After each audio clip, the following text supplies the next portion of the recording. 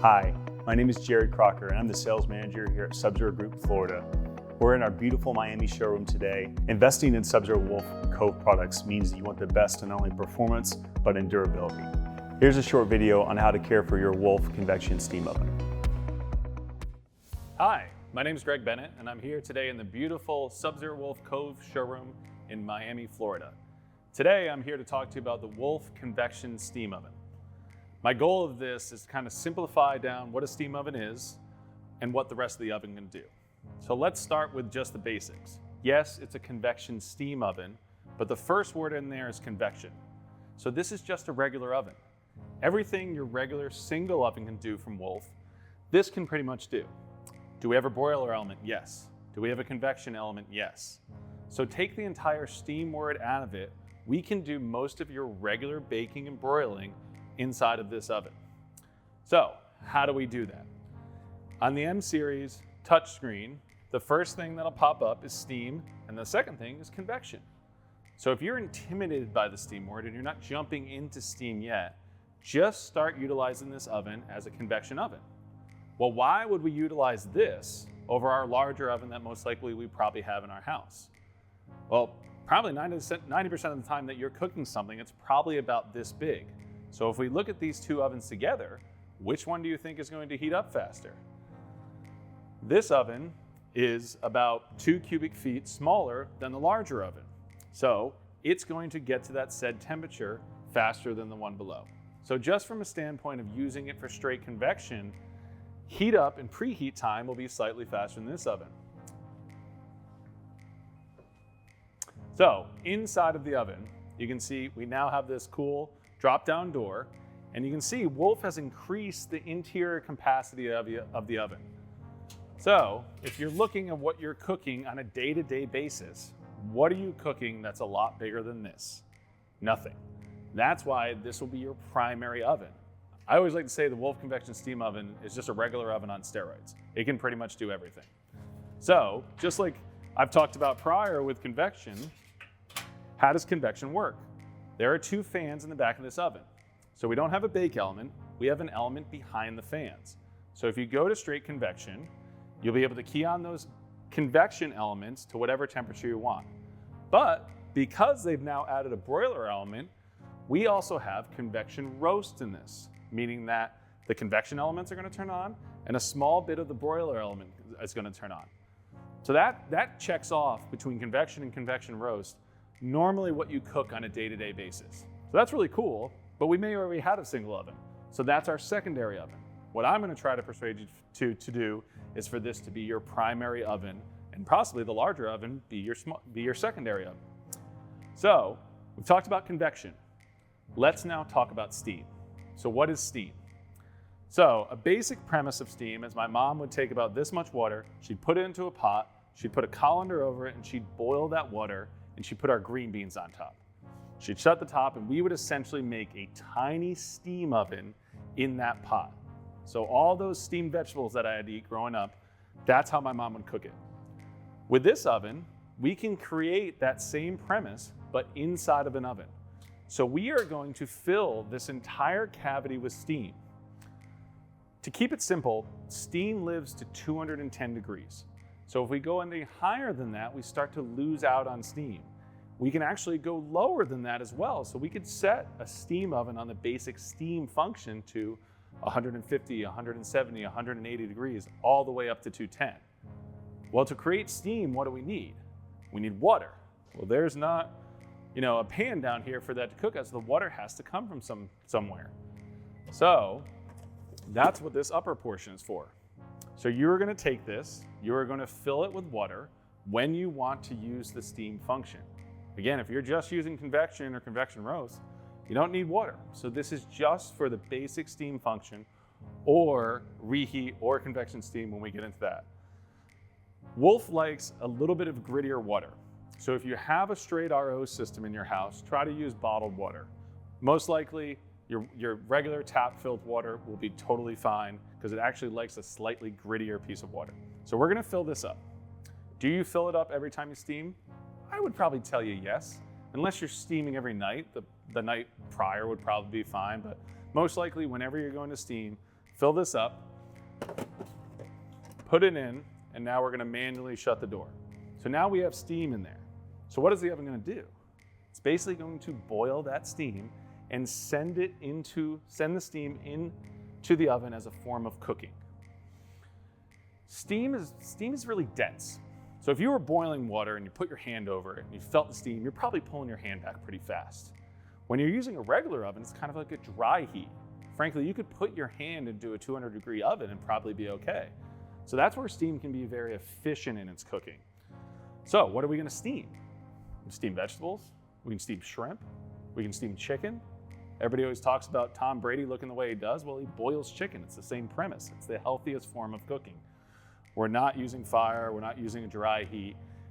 The benefit of it is when you go to cook vegetables in, say, a convection oven on convection roast, you're burning off a lot of those nutrients.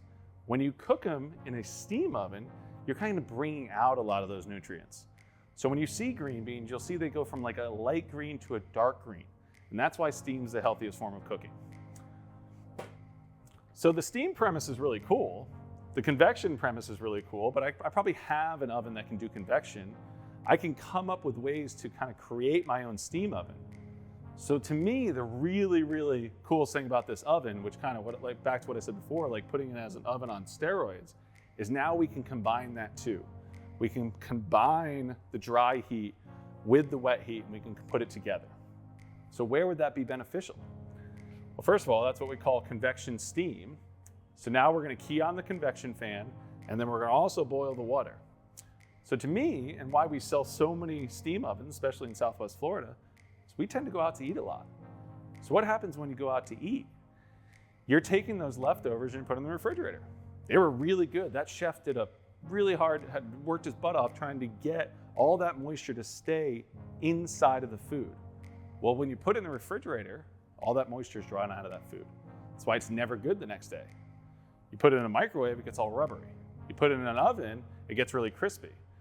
So what the convection steam oven does is it basically uses a combination of that. It uses that dense moisture heat to kind of penetrate the food, reheat it, and then that convection will cook off some of that moisture. It's like bringing your pizza back to life.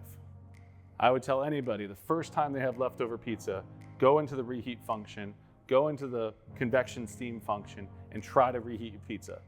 That will gravitate you to this oven. So let's look inside the oven. On the M Series Contemporary, it's gonna come with this cool drop-down door. Your other ovens will have a handle. And it's gonna come with a whole bunch of pans inside, including a regular rack. So what are these pans for? One, we have a nice broiler pan for the top. This is your regular baking pan. We're cooking a tenderloin, we're cooking a turkey, we're cooking something where we want to get air underneath the food. Comes with it. We also have a perforated tray. So when I talked about my mom using colander and boiling the water underneath the colander, the boiled water was coming through here. Now in the convection steam oven, the steam will be everywhere.